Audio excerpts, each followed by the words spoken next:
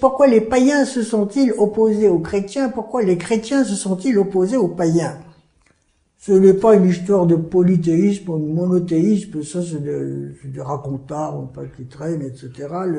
Les païens étaient monothéistes depuis belle lurette, que les émergences de l'énothéisme remontent au IIIe siècle avant notre ère. Par conséquent, bon, c'était pas le problème, et même le rival principal, les deux rivaux principaux du monothéisme chrétien, c'était le culte de Mithra et le culte de Sérapis, qui sont des religions monothéistes. Par conséquent, polythéistes, énothéistes, ça c'est des images d'Épinal.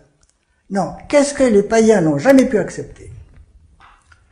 Ce sont trois dogmes qui sont imbriqués, un peu comme le nœud lacanien, si vous voulez, qui sont imbriqués de manière borroméenne: création, incarnation, résurrection. Si on veut comprendre quelque chose de la thématique de la résurrection, il ne faut pas prendre ça tout seul, c'est les trois à la fois. Et c'est cela qui a opposé paganisme et christianisme, et tout particulièrement l'élite du paganisme, l'élite religieuse du paganisme. Pourquoi? Parce que parler de création implique la dignité du corps. Et donc, ça vous dit le contraire de ça. Le corps, c'est pas un truc titanique. Deuxièmement, qu'est-ce qui prouve en plus la dignité du corps et de la matière? C'est que le Christ s'est fait corps, il s'est fait matière. Si c'était si mauvais que ça, il ferait pas matière. Pour un païen, c'est impensable. Dieu, le fils de Dieu incarné, c'est absolument impensable. Le corps, c'est une prison, c'est une souillure. Dieu ne peut pas rentrer dedans, c'est impensable. L'homme est âme, immortelle.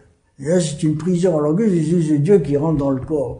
Puis de manière, si c'est pas Dieu qui a créé le corps est trop mauvais. Ouais. Donc c'est impensable, créateur. Et à plus forte raison, donc, résurrection, c'est quelque chose d'inadmissible. Donc, qu'est-ce qu'il y a? Qu'est-ce qu'il y a derrière ce nœud borroméen de la théologie chrétienne naissante? Il y a quelque chose qui pourrait s'opposer à tout ce que nous avons dit du mythe orphique. Il y a l'affirmation de l'éminente dignité du corps. À cela, il est facile d'opposer la mort de Socrate et la mort de Jésus. On l'a fait souvent déjà. Bon, je répète, bon, ça va pas très loin, mais enfin bon, c'est pas totalement sot. Et chez Socrate, il y a une sorte de sérénité apparente. J'ai bien dit apparente.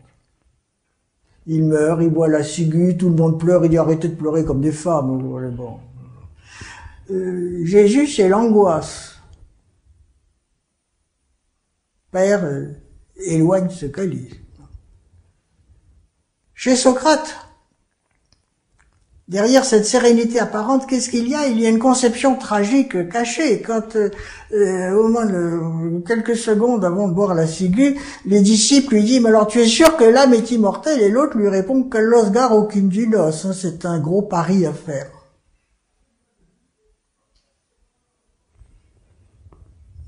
À la mort de Jésus, il n'y a pas de pari, bon... Il y aura la résurrection au troisième jour. Donc, vous voyez, c'est facile d'opposer. Chez Socrate, la mort, c'est une délivrance, comme pour les platoniciens. C'est la délivrance de l'âme hors de cette gangue, etc. La mort est une amie. Et chez Jésus, la mort, c'est l'ennemi, au contraire. Par conséquent, on peut s'amuser comme ça. Enfin, je dis s'amuser parce que c'est pas très sérieux ce que j'ai fait là. Enfin, comme on le fait quelquefois, je vous le répète. Mais bon, c'est pas très sérieux. Mais c'est pas totalement sot. Vous voyez, on peut opposer les deux traditions. Si vous regardez maintenant, vous vous apercevez que nous ne sommes pas au 1er, 2e, 3e siècle de notre ère. C'est-à-dire qu'on n'a pas d'un côté la foi dans l'immortalité de l'âme, etc., brandie contre ces fous de chrétiens qui croient dans la résurrection. Et de l'autre côté, nous n'avons pas ces chrétiens qui disent aux païens, vous êtes d'un orgueil fou de croire que l'âme est une parcelle divine comme ça, mais nous, elle n'est pas divine, nous. Alors nous ne sommes plus au premier siècle de notre ère avec ce conflit. Dans la théologie chrétienne, est affirmé depuis belle lurette, exactement depuis Augustin, à qui beaucoup de personnes en veulent, on affirme l'immortalité de l'âme. Le troisième traité d'Augustin s'appelle De Immortalitate Animae. C'est un traité de l'immortalité de l'âme, on a l'impression de lire le Phédon.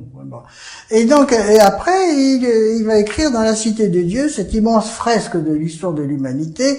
Ça se finit par le livre 22, le jugement dernier et la résurrection des morts. Alors pour lui, il n'y a aucun problème, ça va ensemble.